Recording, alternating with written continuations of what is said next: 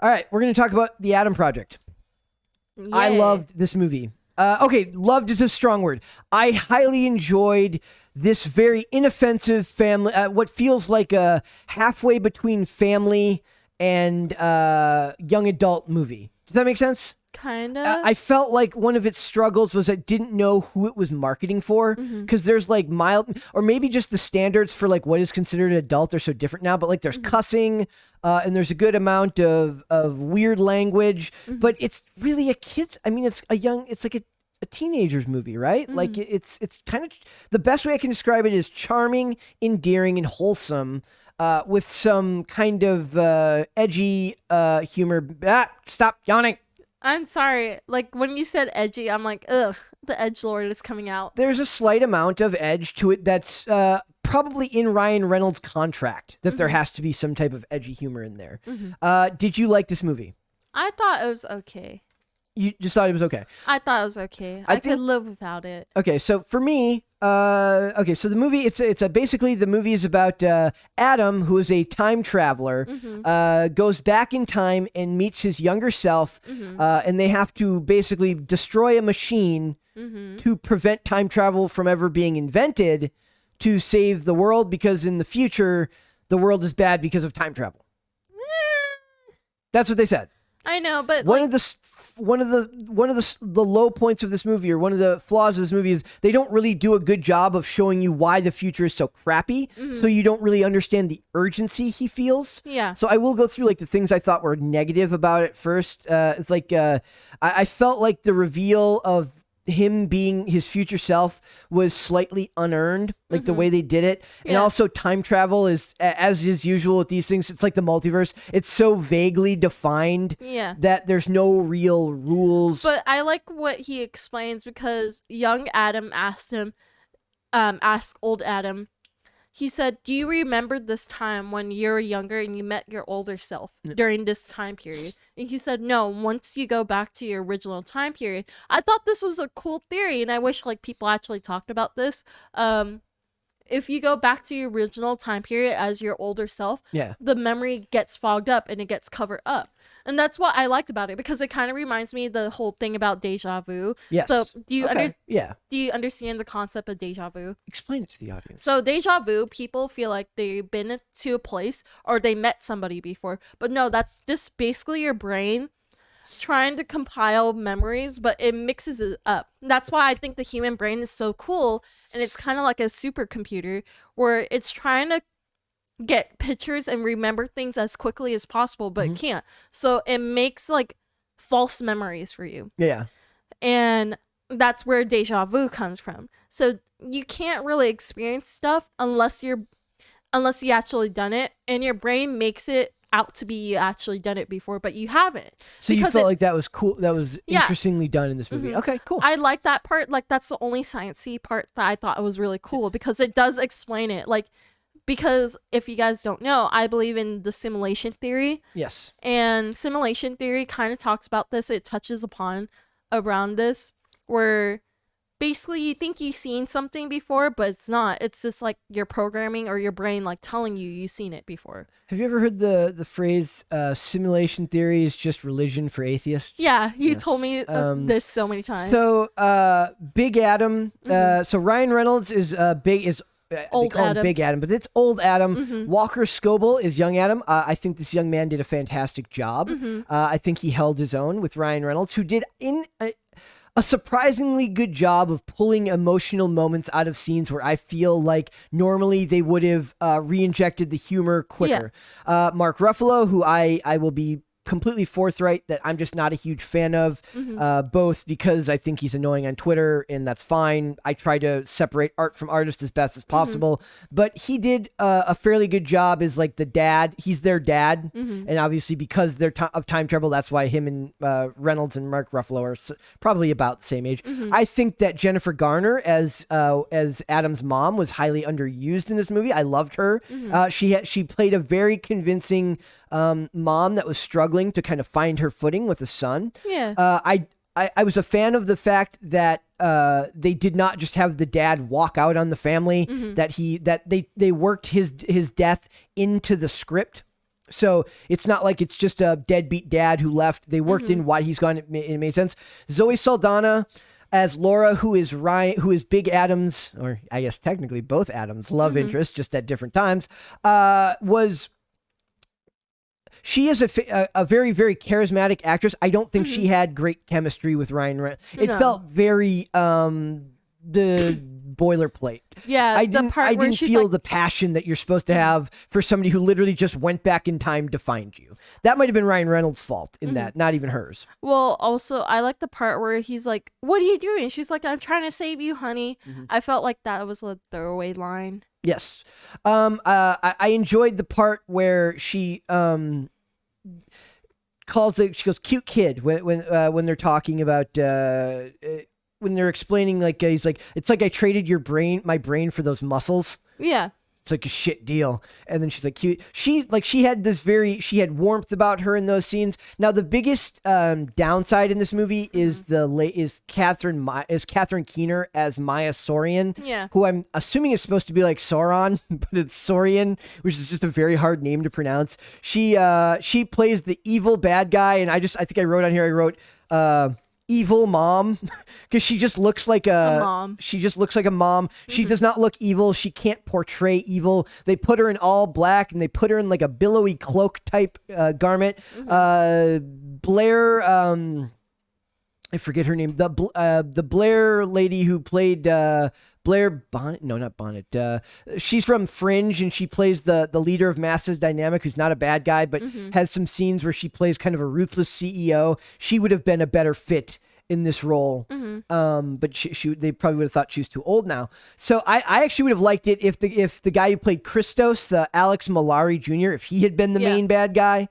He had a little bit more charisma in my opinion. And then the rest of the movie's characters are kind of inconsequential. If there was one thing I liked, it was that that the two Adams did have chemistry. This would have fallen apart if they didn't have chemistry while dealing with each other, going back and forth with young Adam trying to come to terms with what it means to talk to your older self, and older Adam trying to figure this out while still being Ryan Reynolds, but not as Ryan Reynolds as Ryan Reynolds tends to be. Meaning the scene where there's a scene where Big Adam goes to a bar and sees his mom there, and he like talks to her. That scene was quite good, and it could have been very bad. Yeah. Okay. Not quite good. It could have been much, much worse than it was. Were there any scenes that stuck out to you? Other than like the whole time travel thing and erasing the memory, so you don't remember there was time travel included.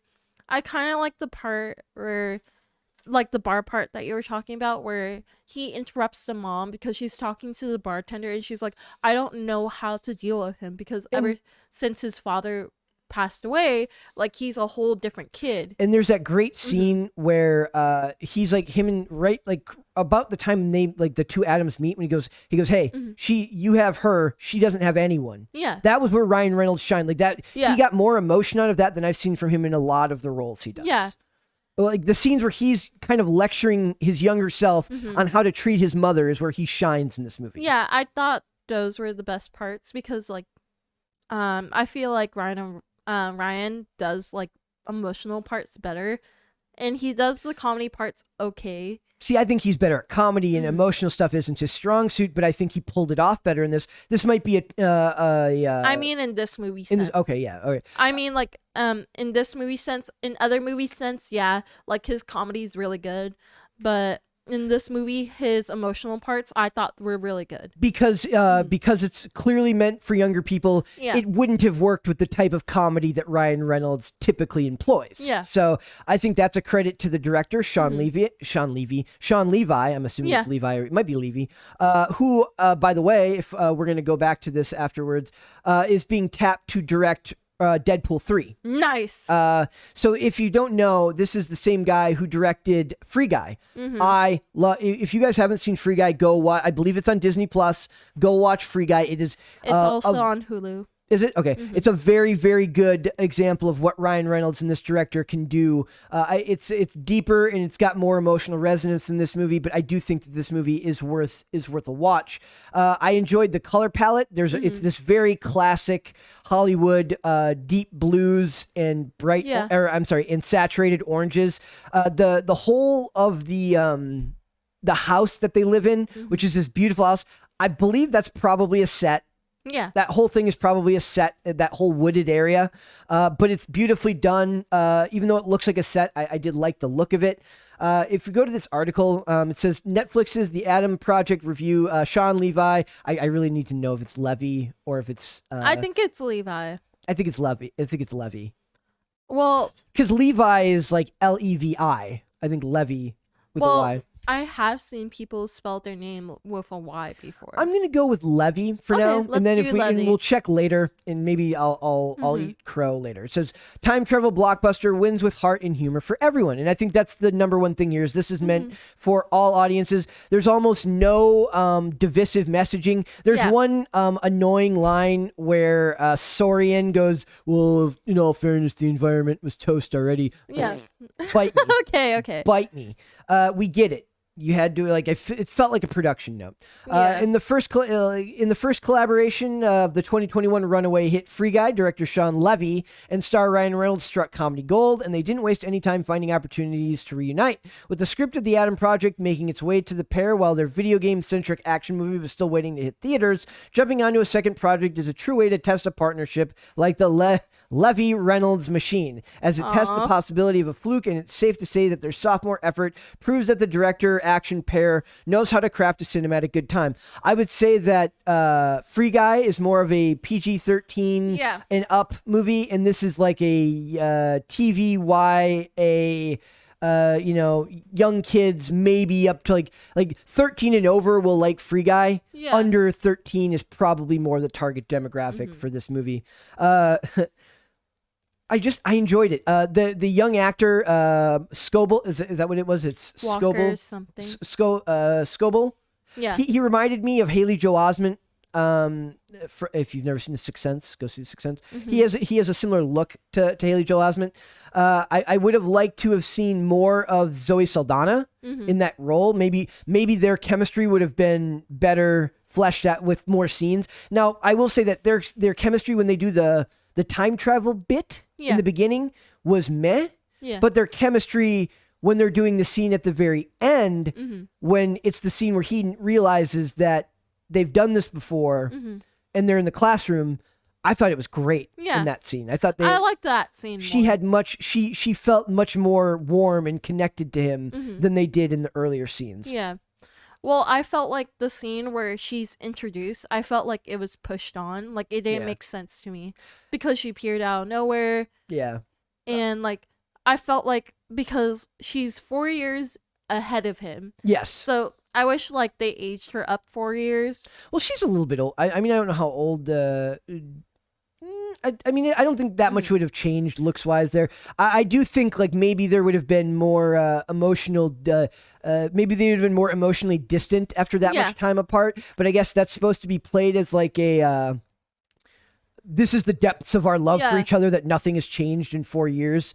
Like I said, I do wish there had been more of the guy who played Christos, the Alex Malari. He was great as just your number 2 henchman villain, but he had a lot of charisma. I liked him a lot.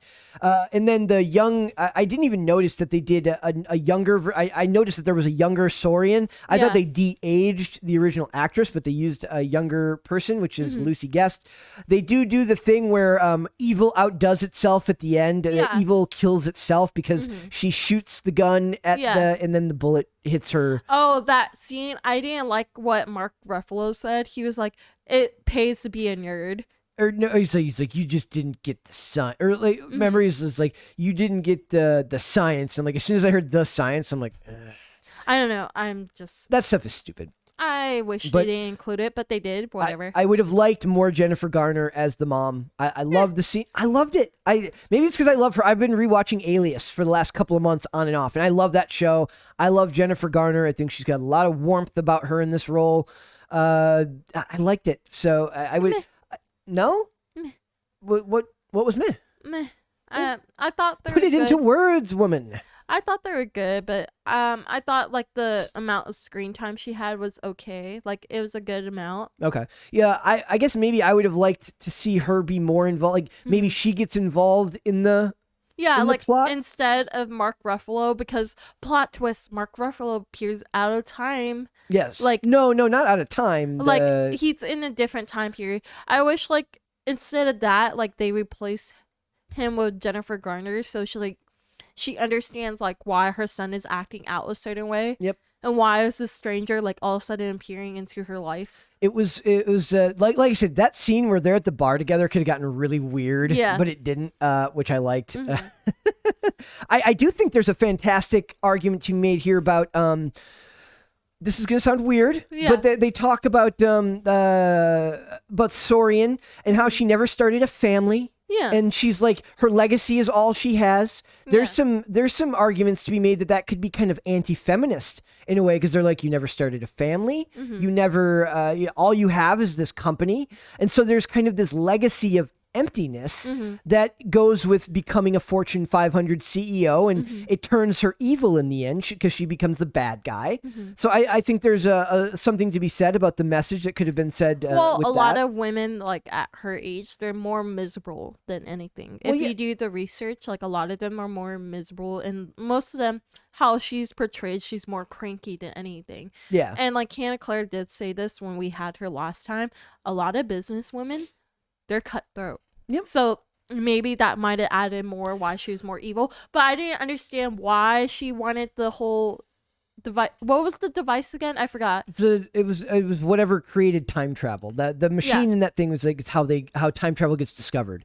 I will say, okay. A good contrast to that, to her character, is the mom. Do you remember the conversation that Jennifer Garner, that the mom has with her husband? Yeah. When he's like, I'm going to take the day off work. And she's like, who are you? Like, that's a great back and forth they have where she's like, you don't need to be perfect. You just need to be there. You just need to be there for him. Yeah. And she's a loving, caring mom. It's not portrayed as if she's any less for wanting to be a loving, caring mom. Yeah. I loved it. I feel like this is a good, heartfelt, heartwarming family story that has time travel and some average to maybe middling CGI as a backdrop for a family story. And I think they could have done better with maybe Mark Ruffalo. If Mark Ruffalo didn't play the same, it's that flustered kind of, he's kind of all over the place. I didn't like that aspect of it. Like maybe if he had been a little bit more closed off rather than goofy, it would have played better to me. But it is what it is. I think that this was a good... I don't think they need to make a sequel. No. I do not think that if this movie does well, I don't think you need to tell... I don't think there's more story to be told here. But I do like the idea of making more movies like this movie. So I think this movie was good as it is. Yeah, it doesn't need to be more than that. It doesn't need to be more than that. I could live without it. Either or. Man, I guess I am so like excited by things that aren't woke or politically correct, or not even politically, the things that are just chock full of messaging, that a good old fashioned family sci-fi movie is all I really need. Yeah, for sure. I don't know. For me, I'm like, good. And there's a good movie that you can watch. Yes. I recommend this movie more than Turning Red. Turning Red upsetted me. So you did watch it? No, I watched clips online because people are like... You don't know. You might love it. You might love it. I don't know. Like, I don't like the main character already. I'm already, like, over her. I'm, like, already over it. I'm, like... The picture of all the kids protesting was kind of goofy to me. Well, like, also, yeah, the girl... The one that I told you looks like a girl. You're like, no, that's a boy. It is a girl because, like, they're already selling out merchandise, and her name is like Marina or something. Okay, you were right. You were it's right. A girl. I thought it was a boy. Maybe it's a girl questioning herself. I don't know. Could be. Or she's a girl that's non-conforming. That might be it. Thanks for watching this clip, guys. If you want to see full episodes or follow us on social media, links are in the description below. Bye.